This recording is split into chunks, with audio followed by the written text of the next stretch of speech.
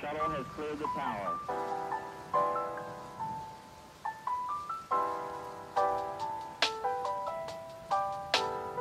Every 4 computers now have primary control of critical vehicle functions.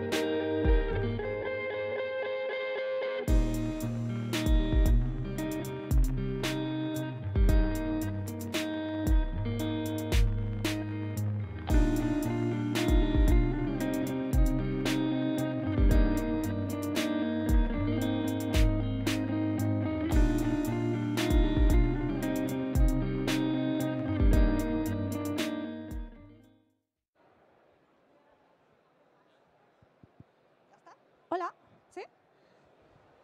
Hola, buenos días. ¿Qué tal? Bueno, aquí en Málaga es antes, las buenas tardes es antes. Ah, no sé, pregunto. Creo que, o sea, es a partir de que comes, ¿no? A partir de las 12 es buenas tardes.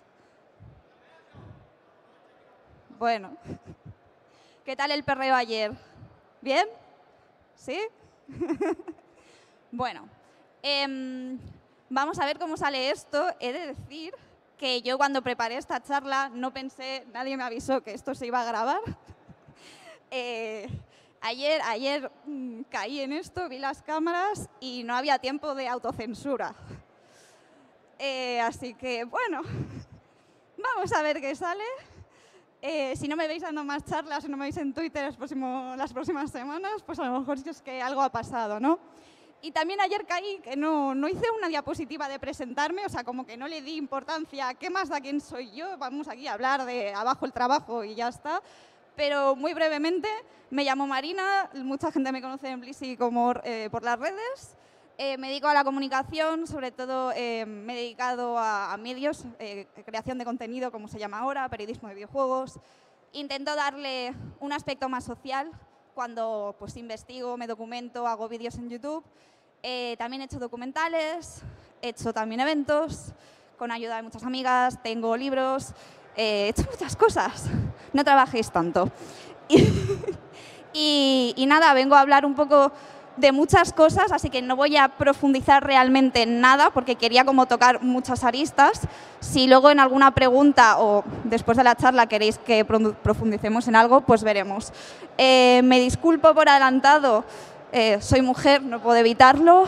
Me disculpo por adelantado por el diseño de esta presentación. Espero que valoréis el contenido y no la estética, es lo que hay. Y como también voy a tocar temas un poco serios, voy a intentar que entre medias pues, haya un poco de humor para subir los ánimos. Y ya sabéis que el humor siempre de abajo arriba, ¿no?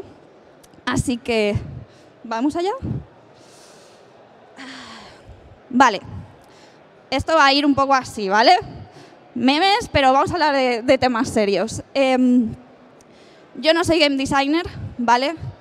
Pero quería hacer esta intro sobre lo importante que es el contexto, ¿vale?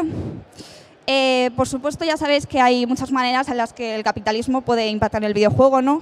Desde el gameplay, y esto aquí no voy a profundizar.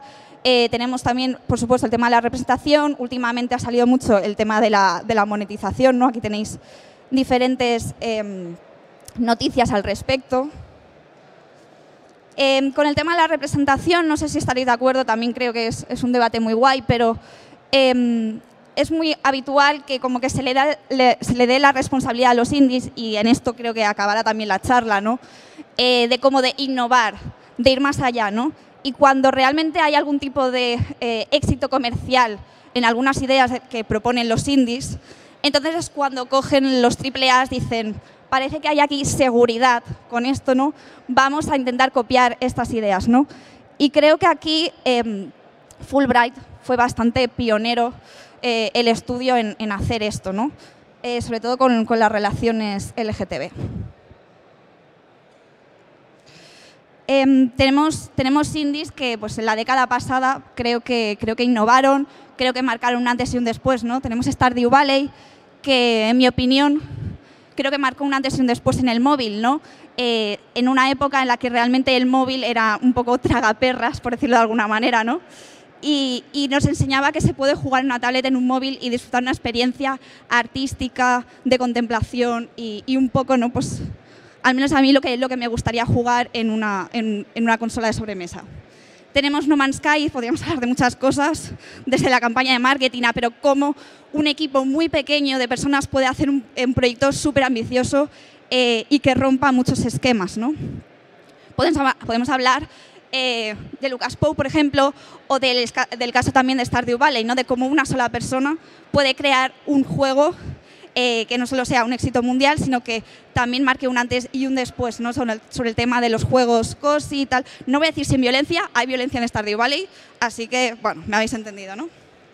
El tema es 2024, aquí no vamos a entrar a debatir, no es un debate, que no se puede separar la obra de autor, ¿cierto? Es muy, muy importante ver siempre o entender o querer entender el contexto en el que se producen esos videojuegos, ¿no? Entonces aquí tenemos cuando salió el caso de Fulbright, no sé si estuvisteis al tanto pendientes, ¿no? También nuevamente aquí de formación profesional, pero siempre muy a tope con el periodismo social que ha empezado a poner esto en el debate público, ¿no? Desde el crunch, el burnout, pues eso, el maltrato emocional y todo eso, ¿no? Entonces, estaban haciendo juegos maravillosos, pero lo que estaba pasando dentro de los estudios no lo era. Lo mismo, con Monument Valley la cosa no era mucho mejor con el caso de sindicatos. O, por ejemplo, tenemos aquí a Sean Murray riéndose en abierto desde la cuenta de No Man's Sky de una broma de que en Reddit o en 4chan hace 10 años era graciosa por ser misógina. Y aquí lo veíais siendo abiertamente misógino, desde la cuenta del juego, insisto, ¿no? o cómo lo muy poco que hablamos, sobre todo cuando tenemos esa figura del genio, que hay detrás del contexto para que una persona pueda estar 5 o 6 años en casa desarrollando un videojuego. Muy poco hablamos también de las mujeres que hay detrás, permitiendo que los hombres, en este caso, puedan hacer esos videojuegos, ¿no? En este caso, en este libro de Jason Schreier, que solamente habréis leído, está muy bien que se hable de la figura de la mujer o de la novia del creador, ¿no? de Eric Barone. Gracias a esta mujer que estuvo trabajando incluso en doble jornada, Eric Barone pudo estar solo en casa desarrollando un videojuego porque tenía a su mujer manteniéndole. Entonces, nuevamente, hay que hablar más del contexto y de esas mujeres que también han hecho posible las obras de sus parejas, de sus hijos o esto, ¿no? Bueno, tampoco voy a entrar aquí en detalle. El tema de la cultura gamer tiene mucho en esta charla, ¿no? Tenéis el libro de Daniel Muriel, si queréis profundizar más. También hice un experimento sociológico con él, que acabó siendo un libro, que es el que tenéis a la derecha. Pero bueno, ya sabéis, si yo ahora preguntara, por ejemplo, aquí, ¿cuántos se identifican y se presentan como gamers? ¿Alguien levantaría la mano? ¿Quién de aquí se presenta abiertamente como gamer? O sea, su identidad realmente dice, soy gamer.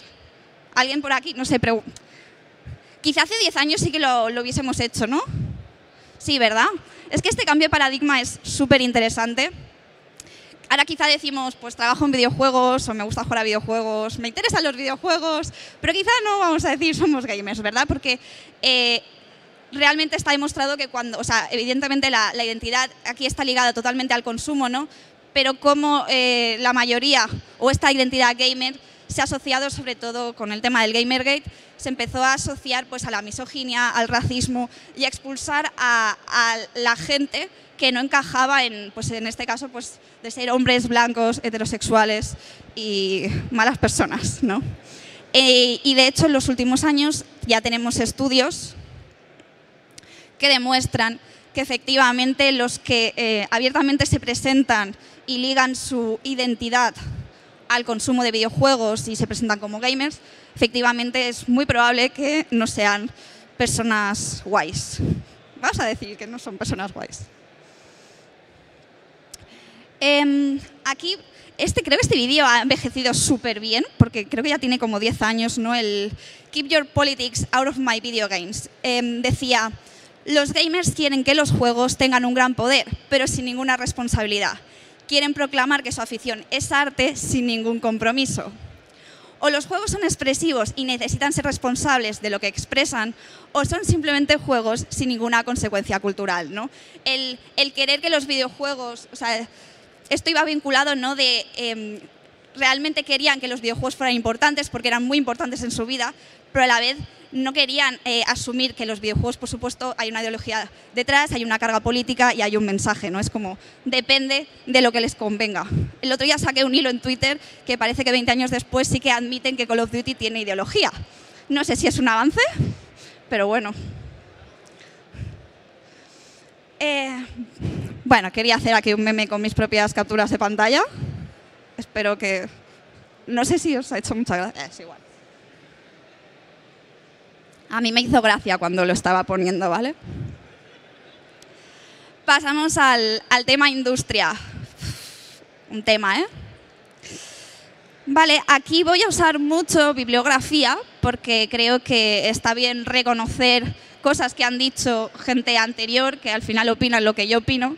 Y voy a usar muchísimo este libro que os recomiendo muchísimo. Sí que hay una parte quizá demasiado centrada en la industria en Australia y nos viene un poco lejana, pero hay muchas cosas que compartimos globalmente y saca ideas y pensamientos y reflexiones súper interesantes, ¿vale? Entonces he sacado algunas citas. Dice, la industria de los videojuegos como concepto, como un área definida y distintiva de la actividad comercial, solo representa una parte pequeña, particularmente lucrativa y geográficamente concentrada de la actividad de creación de videojuegos.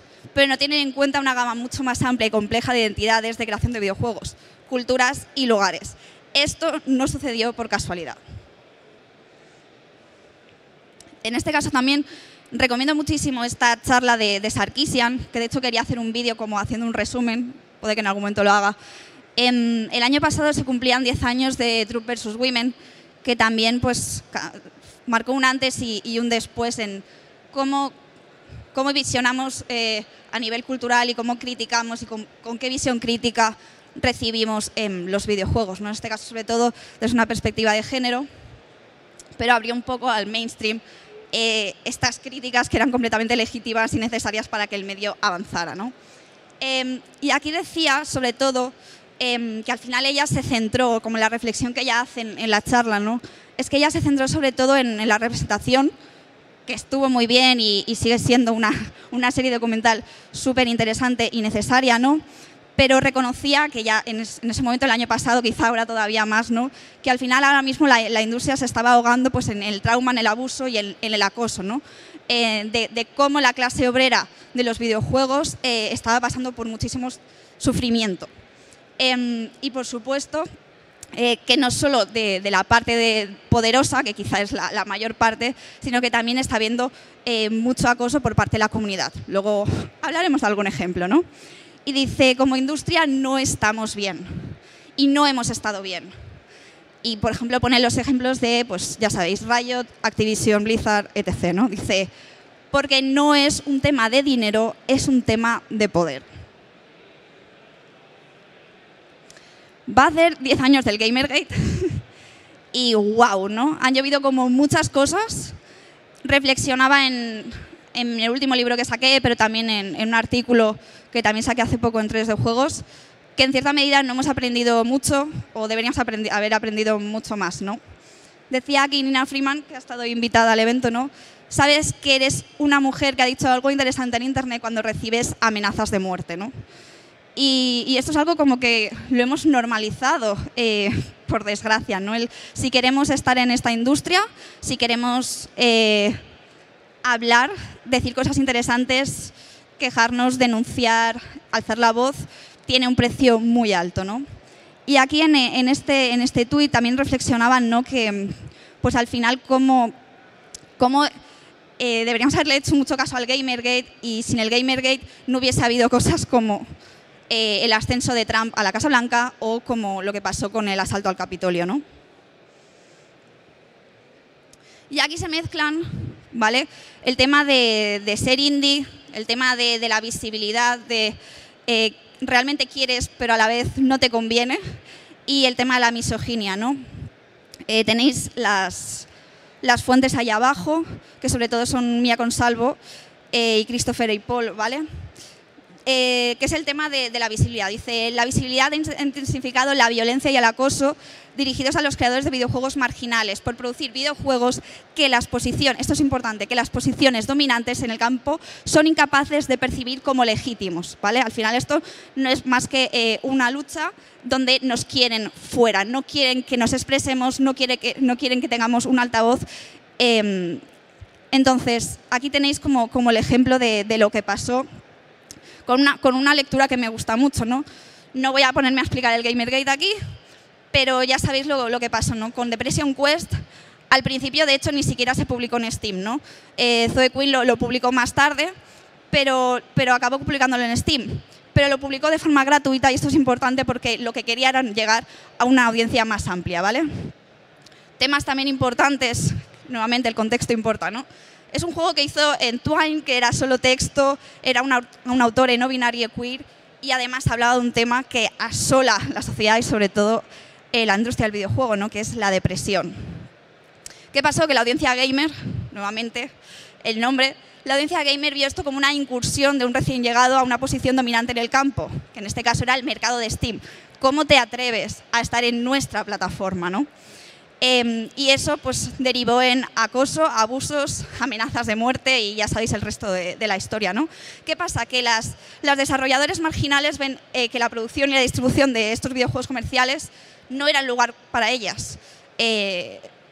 eso no significa que dejen de crearlos. Por supuesto, hay gente que ve esto y dice, no me compensa, no quiero seguir creando, o al menos no quiero publicarlo en ningún tipo de plataforma abierta. Y por otra parte, pues muchas eligen la autonomía cultural, ¿no? Y el fracaso económico es dejar de aspirar a poder comercializar o vivir de esto como camino alternativo a seguir. Pues aquí ya, como decía, no hemos aprendido nada del Gamergate. Publiqué hace poco un artículo en 3D Juegos donde hablaba del caso de Sweet Baby Inc. Y bueno, aquí tenéis a Elon Musk, para variar, contribuyendo a esos bulos sobre que una pequeña consultoría de 14 trabajadores y trabajadoras sobre narrativa realmente estaba influyendo en la representación de triples A's. Pero bueno, ¿no? Entonces aquí decía este artículo de The Guardian que me parece muy interesante, ¿no? Hace 10 años fueron las periodistas de videojuegos y las críticas las que estuvieron en la línea de fuego. Esta vez le ha tocado a diseñadores narrativos, pero el mensaje de los conspiranoicos, y esto sí que es mi opinión, que con mucha menos fuerza han querido hacer un Gamergate y no lo han conseguido, sigue siendo el mismo. La diversidad no tiene espacio en el videojuego y si es una mujer, una persona queer o racializada en esta industria, deberías esperar lo peor. Aquí tenéis un par de... Esta captura la hice yo, la de la izquierda. Bueno, estas dos son mías. Me metí... No voy a decir me infiltré porque era un grupo abierto, sigue estando abierto, en el grupo de Discord que creó este brasileño Gamergater, que primero se inició en Steam y luego lo pasan a Discord. Y bueno, os he traído también algunas capturas que, madre mía, porque necesitamos reírnos un poco de esto, si no... En fin, entonces, bueno, ¿no? Cosas que no hemos aprendido y cosas que han pasado, ¿no? Por una parte, Discord no ha cerrado el canal, ni se ha posicionado públicamente al respecto. Yo he entrado varias veces en ese Discord, varios días, y es discurso de odio lo que hay, ¿vale? No os voy a enseñar las cosas más fuertes, pero es claro discurso de odio y por mucho que... O sea, tienes normas de comunidad y tienes... Pues eso, normas de comunidad que da igual, no se están cumpliendo. Y yo no sé cuántas veces he denunciado mensajes concretos en ese Discord y no ha servido de nada. Por otra parte, Steam no ha movido tampoco un dedo para eliminar el grupo donde se ha cosechado lo que realmente ha sido una campaña de acoso. Otra vez, también el silencio de las personas con altavoz también parece repetirse. También importante, ninguna compañía importante como Warner Bros., Insomniac o Santa Mónica, para los que Sweet Baby Inc. en este caso había trabajado como consultora, han condenado en abierto toda la campaña de acoso que han recibido y esto era importante que lo hicieran y no lo han hecho. Creo que solo salió el director de Alan Wake 2 a desmentir uno de los bulos, pero insisto nuevamente, no es suficiente y deberían haber hecho las compañías de forma oficial. Y bueno, ahora tenemos la última semana el temita de ¿por qué nuevo tema están llorando los gamers? Bueno, pues en este caso, porque tienen 3 centímetros menos de bañador con los que pajearse con un personaje femenino. Bueno, que por cierto, esto lo están llamando censura. Es muy importante aquí el uso del lenguaje que hacen. Esto es censura para ellos. Como es obvio, no saben lo que es la censura. Y aquí tenéis pues, a un montón de señores con el GameChange.org que están pues eso, intentando buscar firmas y aquí llorando de esto es censura, quiero mi traje con los 3 centímetros menos de bañador para el personaje este. Bueno, en fin, es que deplorable. Y aquí os traigo algunos memes de lo que te encuentras, estos son más light, pero bueno, aquí como veis la alusión a Trump, es peña evidentemente de extrema derecha, hacen alusión también mucho al Gamergate, querían realmente que el discurso fuera estamos aquí otra vez, pero es tremendo lo que tienen en la cabeza. Esto es mi favorito también. Hice un hilo en Twitter más extenso de esto, pero también paralelamente, o sea, como que han empezado a salir más grupos de Steam donde te hacen una lista de videojuegos que no te recomendamos que juegues porque son woke. Y quiero destacar aquí que uno de los motivos el motivo que te dicen que este juego no lo juegues es porque hay un chico en el tráiler tejiendo, ¿vale? O sea, ese es el nivel de sensibilidad. Nosotros luego somos los piel fina, pero este juego te dicen que es muy woke, que no lo juegues, y el motivo es porque sale un hombre tejiendo. Pero aquí, como veis, un poco lo que se repite, ¿no? No te lo recomendamos porque puedes elegir pronombres a la hora de crear el personaje. Bueno, en fin, o sea, estos de, bueno, no me puedo pajear con la protagonista, no os lo recomiendo. Si queréis ver más, pues tengo un hilo en Twitter donde, bueno, saco, pues eso, no recomiendan el último FIFA porque les obligan a jugar con la selección femenina. Yo no he tocado un FIFA en mi vida, pero dudo que te obliguen a jugar con la selección femenina. Si me preguntas, yo les obligaría, pero esto es otro tema. Bueno, aquí con el tema, ¿no?, de el concepto que usan de posfeminismo. Este meme de... Esto era sobre lo de... Este era el Blade, para que tengáis el contexto. Que como veis al final no es tanto lo de hacerse pajas o no, sino realmente lo que quiere es enviar un mensaje de nosotros queremos seguir siendo los consumidores primarios, queremos el juego... Bueno, en fin, ya me habéis entendido. Voy a leer aquí. Una estrategia para proteger la identidad del jugador masculino es el uso de un discurso posfeminista en la comunicación sobre esa identidad. En pocas palabras, el posfeminismo sostiene que, dado que el feminismo se considera un hecho consumado, paradójicamente ya no es necesaria la crítica feminista. Ya sabéis eso de como, bueno, es 2024, ya no necesitamos feminismo, podéis acceder a un trabajo y os podéis divorciar, ¿no? Hacer declaraciones sexistas en forma de chistes es un ejemplo de cómo el posfeminismo puede apoyar la misoginia en la cultura del juego. Y la razón por la que pocas mujeres trabajan en la industria, esto es lo que es interesante, ¿no? La razón por la que pocas mujeres trabajan en la industria del videojuego, entonces, se considera una decisión individual y no el resultado de limitaciones estructurales. Aquí voy a pasar un poco por encima, porque creo que me quedo sin tiempo y hay muchas cosas que comentar, ¿no? Si queréis profundizar más, os recomiendo mi último libro. Pero bueno, para que hagamos un poco de una radiografía de estas mujeres que deciden no trabajar en la industria, ¿no? De que hay pocas mujeres, pero porque nosotras decidimos que nos interesa más meternos a enfermería. El 46% de mujeres y el 43% de las encuestadas no binarias que identificaron problemas en sus lugares de trabajo informaron de que la discriminación de género es un problema. Casi la mitad, ¿eh? Porcentajes aún mayores en las empresas AAA, donde el 59% de mujeres y el 47% de no binarias dijeron que la discriminación de género es un problema en sus lugares de trabajo. Luego, entre las mujeres que trabajan en el AAA, el 40% dijo que el acoso sexual era un problema en sus lugares de trabajo. Es que deberíamos estar una charla solo hablando de esto. Y luego también, por supuesto, esto no va solo de mujeres. Tenemos un gran problema de representación, de diversidad. El Reino Unido ya ha empezado a hacer estudios más cualitativos de esto, ¿no? Y, por ejemplo, sale que un 90% de los trabajadores en el Reino Unido, de la industria del videojuego, son blancos y el 69% heterosexuales. Tenemos un grave problema de representación. Tampoco lo voy a pasar muy rápido, ¿no? Pero ¿qué dificultades o qué cosas hacen que esta industria ahora mismo tampoco realmente se lo ponga fácil a las mujeres, ¿no? El tema de la relocalización, el tener que mudarte a la oficina, la falta de flexibilidad y el crunch afectan mucho más a las mujeres. No puedo entrar ahora a expandirme en esto, ¿vale? Pero afecta mucho más. Y de hecho ahora sí que se pensaba o parecía que se había establecido después de la pandemia el tema del teletrabajo, pero precisamente ahora, de hecho, creo que han sido los trabajadores de Rockstar que han empezado a visibilizar y a denunciar cómo las empresas, en este caso Rockstar, está aplicando las políticas CTO, que en inglés pues ya no me acuerdo, pero es como que les están obligando a volver a las oficinas. Y eso, por supuesto, está afectando más a las mujeres. Brecha salarial y techo de cristal existen, no voy a entrar aquí a un debate.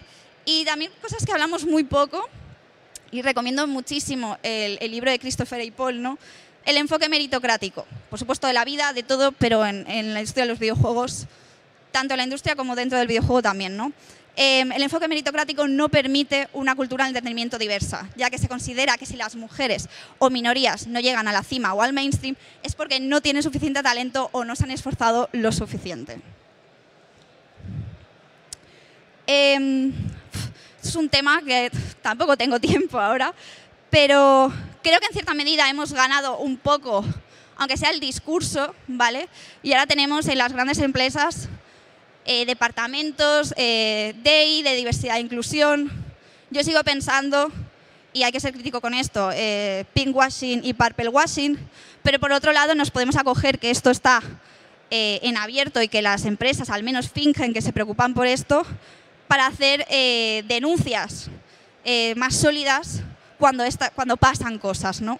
Entonces, y eso también, y bueno, y luego que esto exista y que esté, luego podemos hablar de si son efectivas o no, etc., ¿no?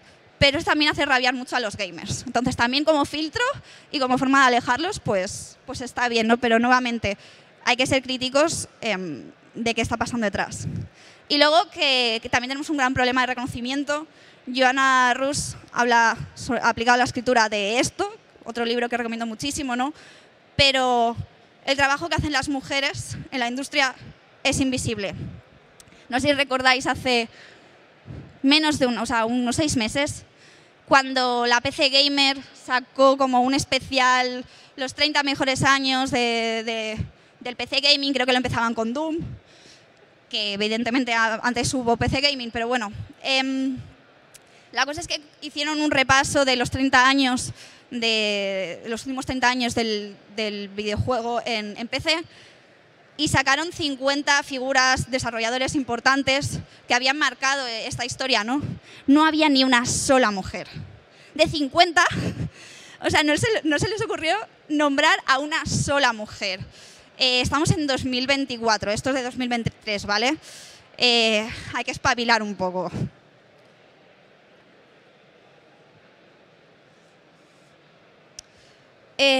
Otro gran tema, el tema de la pasión por los videojuegos, ¿no? Que aquí se entremezcla con el tema de la identidad gamer, la explotación y cuando te quemas, ¿no? Mia Consalvo apuntaba ya en el 2008 que la pasión es problemática en el sentido de que se usa para ayudar y mantener y justificar prácticas laborales que en estos contextos se identificarían fácilmente como explotación. Y aquí voy a leer porque creo que es muy importante lo que dice, ¿no? Dice, impulsados por deseos culturales y creativos de expresarse y mejorar su oficio, los desarrolladores a menudo aceptan situaciones de extrema precariedad laboral y salarios bajos o nulos para lograrlo. Al mismo tiempo, a menudo son conscientes y elocuentes de las notorias condiciones laborales dentro de las empresas de videojuegos, como el exceso de horas extra no remuneradas, la misoginia y el acoso, y una individualización agresiva. Muchos son conscientes de la retórica de la pasión y la creatividad como forma de explotación, otros priorizan su pasión artística por encima de la estabilidad financiera. ¿Qué pasa? Que añadimos otra capa de problemas. No hablamos, o se habla muy poco del tema de la salud mental en la industria del videojuego. Estuve hablando hace poco con la coordinadora sindical del videojuego, fue una charla súper interesante y me gustó saber que estaban de acuerdo conmigo en que en España faltan informes cualitativos sobre la clase trabajadora del videojuego. Estaban de acuerdo conmigo, esto es opinión mía personal y a ver en cuántos problemas me meto, pero los informes del DEV y AEBI no reflejan la realidad de la clase trabajadora del videojuego. Son informes que, sobre todo, además, son bastante positivos porque van más dirigidos a vender, o sea, a inversores y a vender una imagen amistosa y buena que tenemos en la industria creativa, ¿no? Pero necesitamos más informes cualitativos como este, por ejemplo, de UK, donde apuntaban que tenemos un gran problema de salud mental en la industria del videojuego. El 31% de los encuestados informó tener ansiedad, depresión o ambas, en comparación con un promedio nacional del 17% en otras industrias. Tenemos que estar hablando de esto, por ejemplo, también hablaba de que tenemos una gran tasa de neurodivergencias dentro de la industria y, por supuesto, esto no se está, no se está tratando, no se está intentando gestionar. Y, por supuesto, también hay una brecha de género. Las tasas de ansiedad y depresión entre las mujeres son mayores que las de los hombres, con un 35 y un 26%, en comparación con un 20 y un 17% respectivamente. Y, por supuesto, las tasas de problemas de salud mental a largo plazo son más altas entre la población LGTBI que entre la población heterosexual. Esto no sorprende a nadie. Bueno, aquí voy a ir más rápido. ¿Cómo entra el tema de lo indie y todo el tema de la industria aquí? Perdón por leer esto, pero ahora viendo 2 diapositivas que creo que hace reflexiones muy interesantes aquí, ¿vale? Aquí el autor hace una crítica al concepto indie, ¿no? con el tema del consumo masivo y la creación que realmente se está haciendo a los márgenes. Y dice, el término juego independiente pone en valor solo ciertos tipos de prácticas laborales precarias, aquellas que dieron sus frutos. Esto es muy importante, ¿no? Al final solo como que tenemos en cuenta lo que tiene éxito, ¿no? O lo que al final la gente habla y comenta. El concepto mismo de juegos independientes circula como una forma de imperialismo cultural que coloniza formas rentables de producción independiente y las desinfecta para el consumo masivo. Adoptar el término videojuegos independientes del espectro mucho más amplio de trabajo creativo y experimental y luego aplicarlo como un descriptor general para una forma específica de creación de videojuegos reduce todo el desarrollo independiente a este género estético y mecánico particular de videojuegos y también reduce a todos los desarrolladores independientes a esos hombres blancos norteamericanos capaces de ganarse la vida desarrollando juegos tras el colapso económico mundial que comenzó en 2008. El clásico, por ejemplo, de Eric Barone con Stardew Valley, ¿vale? El caso de éxito de, ¡buah!, una sola persona puede hacer todo esto, sin tener en cuenta todos los contextos que hay detrás y que al final es uno entre 1 millón, ¿no? Y luego aquí me parece muy interesante sobre la responsabilidad de las comunidades marginadas, y esto vuelvo un poco al principio, lo que comentaba, ¿no? Es como que los indies, pero sobre todo las comunidades marginadas, tienen esa responsabilidad de hacer mejores videojuegos, ¿no? De ser más creativos, de pensar fuera de la caja, que se diría en inglés, de realmente ir con ideas, porque se supone que como no tienen ese riesgo financiero, pueden permitírselo, ¿no? Pero mientras tanto continúan el clima de precariedad. Y aquí también se habla de la explotación de su trabajo y la autoexplotación por parte del mainstream y el pickwashing, ¿no? De cómo luego el mainstream lo coge, se aprovecha y nunca hay crédito a las creadoras en los márgenes. Como voy un poco mal de tiempo, no voy a leerlo, pero creo que os habéis quedado con el concepto y nuevamente os remito al libro para que podáis profundizar sobre el tema. Vamos allá. Por supuesto, quería sacar aquí a Ananthropy, ¿no? Y su principio de democratización del videojuego, que además este libro, que tiene ya 10 años, creo que ha envejecido súper bien. Dice, Internet en particular ha hecho posible y fácil la autopublicación y distribución de videojuegos. Los autores no solo pueden publicar sus obras en Internet, sino también encontrar audiencias para ellas. Las distribuidoras quieren ser guardianes de la creación de videojuegos, pero Internet ha abierto esas puertas. Lo que quiero de los videojuegos es que la creación esté abierta a todos, no solo a las distribuidoras y programadores. Quiero que la creación de videojuegos esté descentralizada. Quiero acceso abierto al acto creativo para todos. Quiero juegos como fanzines. Desmonopolizar la creación de juegos es desmonopolizar el acceso a los videojuegos. Y aquí pues, también habla sobre el tema de distribuidoras y autopublicación, ¿no? Dice que al socavar la afirmación de la industria de ser el único camino hacia la creación de videojuegos, especialmente como el objetivo de ganarse la vida haciendo esto, ¿no? Obligamos a la industria a reconsiderar su actitud totalitaria hacia las personas que emplea. Me gustó mucho este tuit de este desarrollador, ¿no? Donde aquí instaba a irse a itch.io y sobre todo apoyar y consumir videojuegos que no tenían un fin comercial, ¿vale? Entonces, bueno, aquí quería aprovechar fácilmente pues, para recomendar autoras, muchas son amigas, pues eso, no solo mujeres, sino gente queer. En los márgenes tenéis aquí a Rocío, por supuesto tenéis aquí a Ananthropy.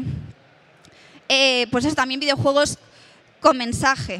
En este caso, me gustó mucho conocer este videojuego, ¿no? que lo hizo una autora racializada, donde pues, hablaba del tema de sobre todo las afrodescendientes, con el tema de que les toquen el pelo, ¿no? Y creó un videojuego para expresar esto. O, por ejemplo, este pequeño juego de Rosa Carbó Masquerade, que habla de la experiencia de ser una mujer, sobre todo cuando vamos solas, en un evento de videojuegos. O, por ejemplo, videojuegos en primera persona que han hecho autoras, pequeños videojuegos, sobre cómo han vivido la guerra, ¿no? O videojuegos que hablan de la depresión. Me gusta también mucho el concepto aquí de Shira Chess, que en su libro Play Like a Feminist habla sobre reconstruir la industria del videojuego, ¿no? Decía: quiero destruir la industria del videojuego, no para que desaparezca para siempre ni para acabar con el medio, sino para verlo resurgir como un ave fénix en una nueva forma que ilumine el mundo con su furia. Aún no nos hemos dado cuenta del potencial de los videojuegos como medios de masas y su apropiación masculina no ha hecho más que frenarlo y mantenerlo estancado. Esto lo voy a pasar. Y quería como acabar con unas citas. Es que no llego, tengo aquí el contador y entonces me quedo sin tiempo. Quería acabar con algunas citas un poco empoderantes o positivas de otras personas, ¿no? que me han inspirado y han inspirado esta charla, ¿no? Sobre el poder, en este caso, del videojuego y el poder del cambio. En este caso, Mary Flanagan decía que los desarrolladores de videojuegos poseen tanto la tecnología más interesante como los canales de distribución para liderar realmente la dirección del futuro. Esto lo dijo en 2003. Quizá también cuando Internet era una cosa bastante más positiva y bonita que ahora. Luego Anna Anthropy decía, ¿no? La capacidad de trabajar en cualquier forma de arte con las capacidades de expresión únicas del videojuego digital no debería limitarse a unos pocos privilegiados. Y también pues aquí habla de orientado al beneficio económico. Luego también sobre el libro que os recomiendo muchísimo, The Toxic Meritocracy of Video Games, está solo en inglés, sobre el tema de la meritocracia, ¿no? Decía que recurrir a las prácticas meritocráticas crea un límite de cuánto puede cambiar la cultura de los videojuegos, y esto es súper importante. Y también me gusta mucho, bueno, Mars Juega, me gustó mucho este libro de Antonio Flores, ¿no? Que hablaba de que no se puede confiar en la palabra de quien pone las reglas de la explotación y se beneficia de ellas.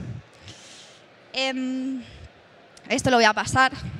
Quería, por último, pues, recomendaros libros en los que pues, yo me suelo basar para decir cosas, porque, pues eso, creo que el reconocimiento es muy importante como mujer, que muchas veces pues, nos cuesta que se visibilice nuestro trabajo.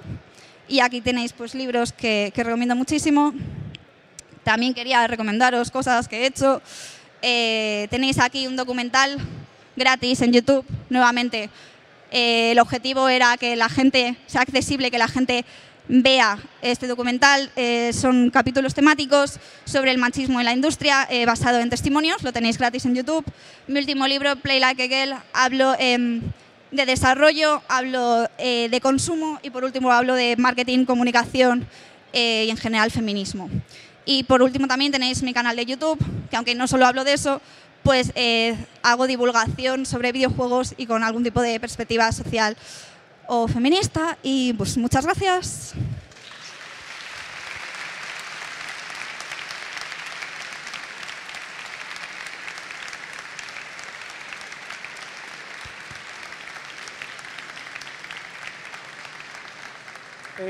¿Alguien tiene alguna pregunta?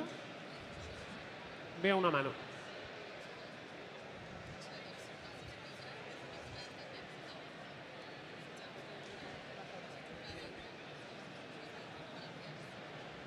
Hola, quería preguntar si el tema de la toxicidad que se ve en los videojuegos ha ido empeorando conforme ha ido pasando el tiempo, ¿lo ves que ha ido empeorando?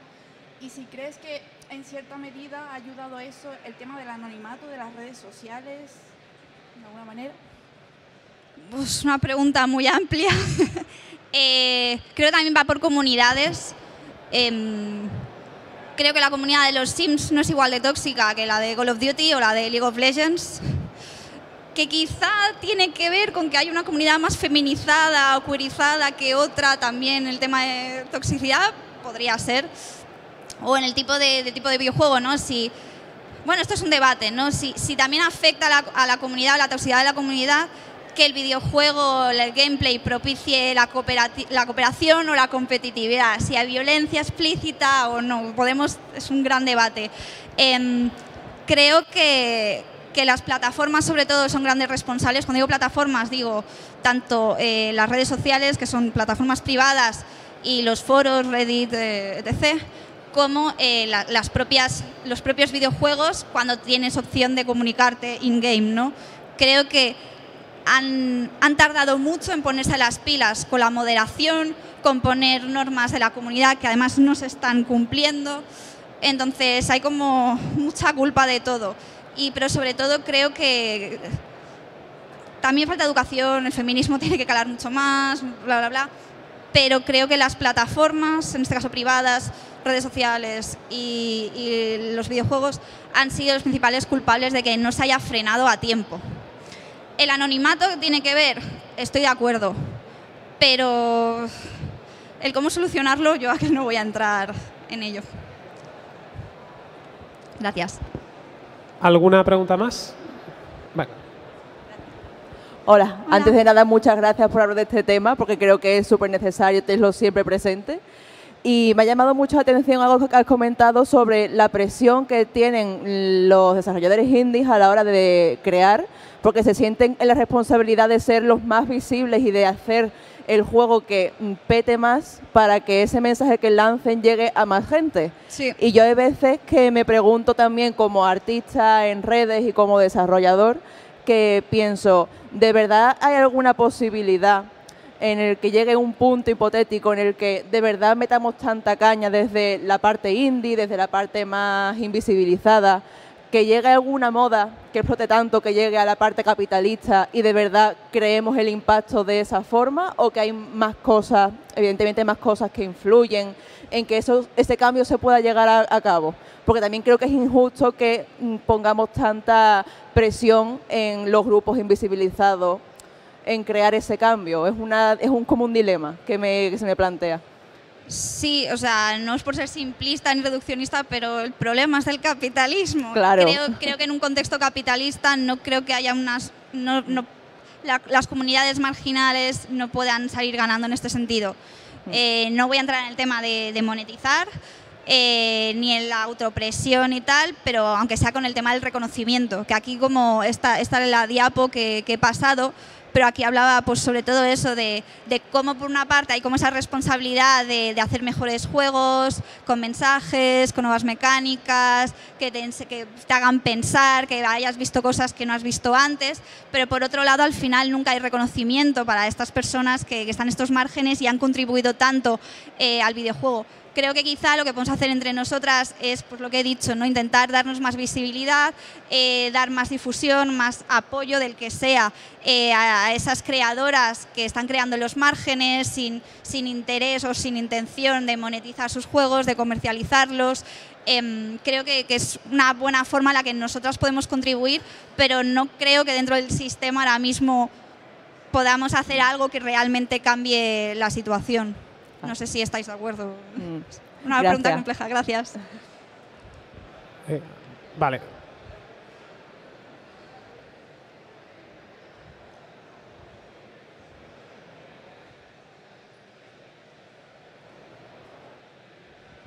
Hola, gracias de nuevo por la charla.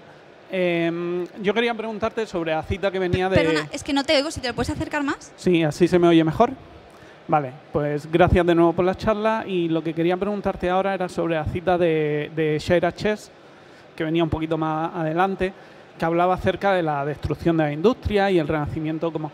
Y me gustaría preguntarte, pues un poquito a nivel personal, si crees que lo que está sucediendo ahora con todas las olas de despido puede formar parte de esa destrucción de la industria, y si lo ves como una posibilidad para un movimiento más pequeño, para gente más pequeña que pueda abrir el espacio, o como un riesgo de que el espacio se vuelva más pequeño y se vuelva a concentrar.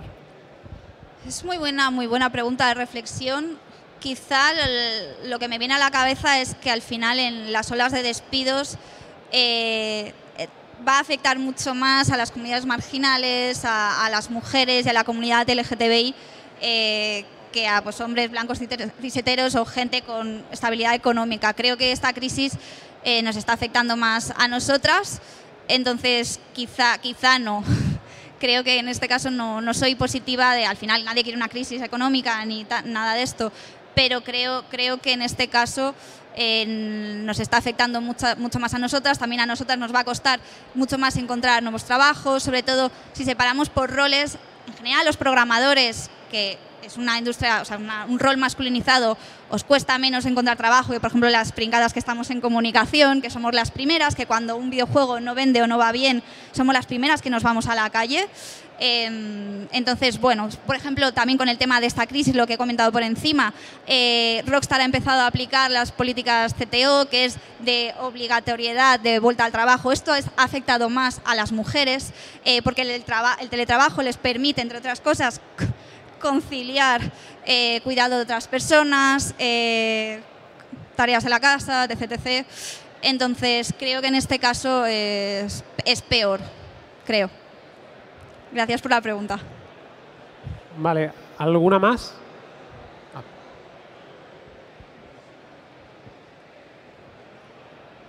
En la otra punta, ¿eh?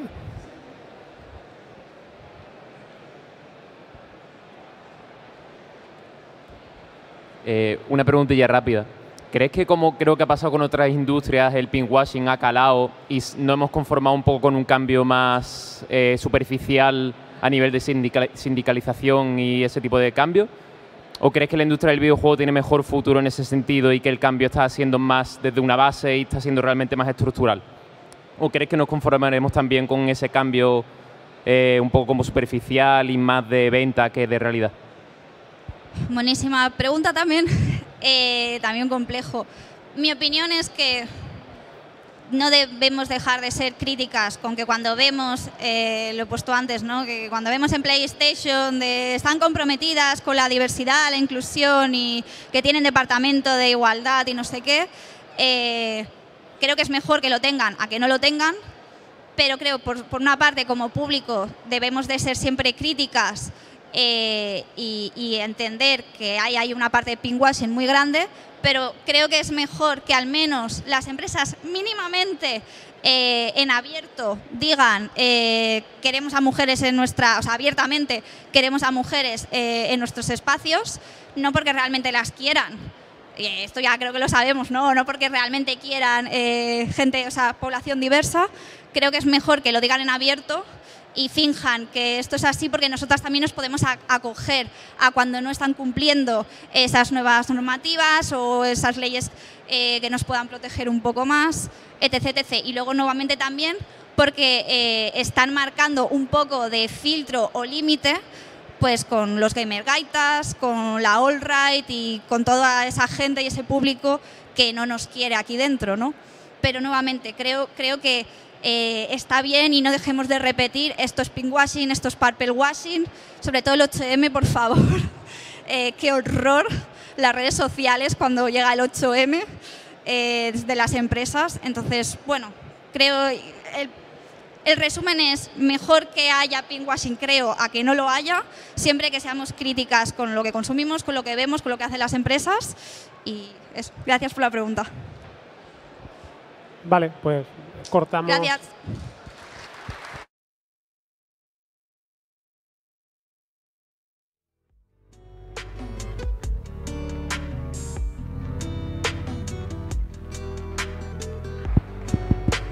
Vale, y ahora en 10 minutillos empieza el podcast de Anait, ¿vale? Gracias.